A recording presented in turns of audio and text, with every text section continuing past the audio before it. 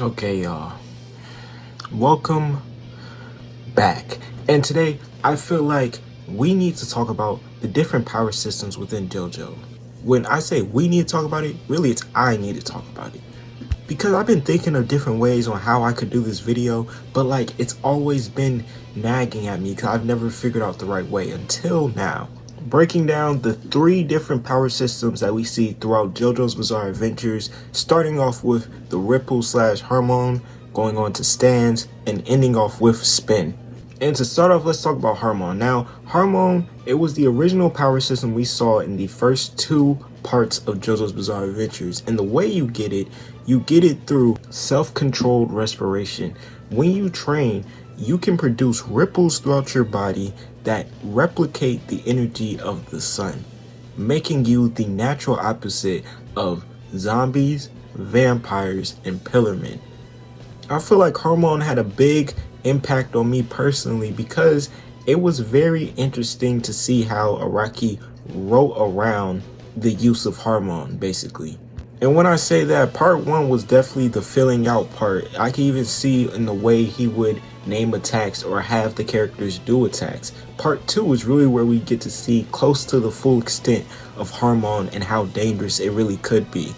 Because you had people like Caesar who were able to turn their sun energy into bubbles, which they could rapidly push out at all times. But the ripple doesn't just affect humans, it can affect the earth as well, like the dirt and the grass. It also goes through liquids really easily. Like we see in part 2, I'm pretty sure it went through an oil rig that Jonathan Joestar had put it through. Now, one of the things that we also know is that only 1 out of 10,000 people in practice could actually use Harmon. But in order to actually effectively use it in real life, only few did because it takes a lot of intensive training and hardship and willpower to just activate the power.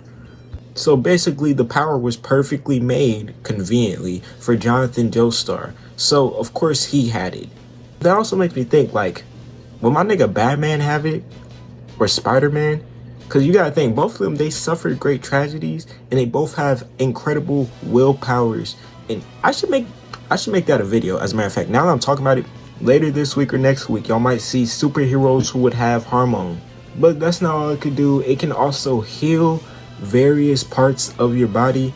And it combats, like I said earlier, vampires, zombies, and pillarmen. Overall, I feel like it would be a very useful power to have in real life, and I still feel like it's very useful in the series to the point that it's needed. Up next, we got everyone's favorite evil, weird, bizarre spirits. We have stands. Now, I love talking about stands, but I'll give y'all a little breakdown because this video is titled Going Through all the different power systems. I could make a whole video on stands. I'm pretty sure I have. But we all know what stands are, visual representations of life energy. The thing with stands is that once you get one, it's so personalized to you that no one else could have your stand.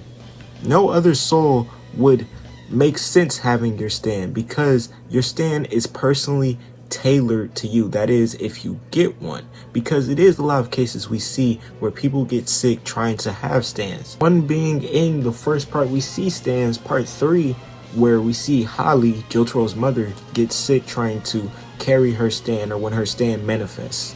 And that's simply because a lot of people in the JoJo world just are not built to inherit stands. They don't have a strong enough willpower.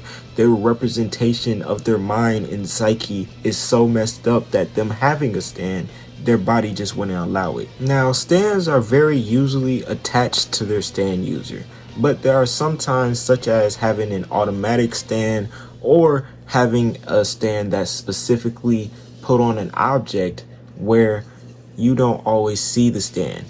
One stand that's really small and underrated is Metallica. It doesn't have like a whole humanoid body, but it's split up into little pieces of metal, and it's so dangerous. If you haven't watched part 5, please watch part 5. But there are also times when you can die, and that's when your stand really gets activated. We see that with Notorious Big, where after the user dies, Notorious Big gets on the plane that everyone in the group was on and starts going fucking crazy.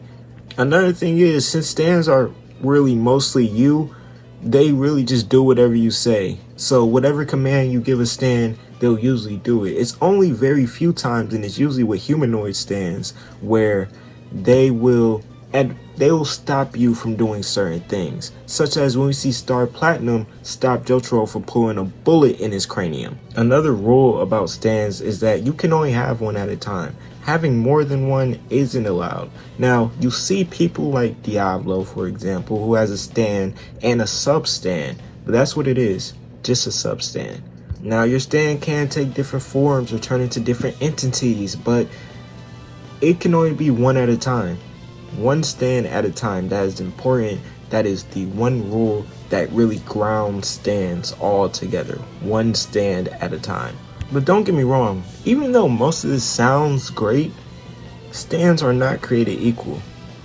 You could think you have a great fighting spirit, you're really strong, you're a really strong-willed person, but if your stand comes out and it's like a toaster and it has low functions, well, you know who you are.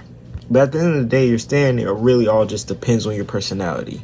Now for the final and actually most rare of the three, spin, which we don't see get introduced until we get to the new universe, the SBR verse as a lot of people call it, which takes place of part 7, part 8, and part 9. The spin is a phenomenon wielded by key but like few characters in SBR and in JoJo Leon.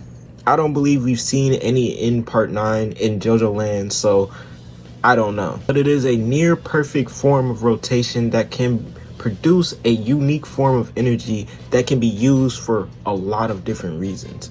You could say that the ripple and spin are super similar as they show up and look somewhat similar, but they have two different concepts that back them. It's described as a state of rotation closest to perfection, and that perfection is actually the golden spiral. The golden spiral, coming from math, is a perfect endless rotation, a perfect endless spin or spiral said to be omnipresent within the world, producing more and more rotation as it continues to spin.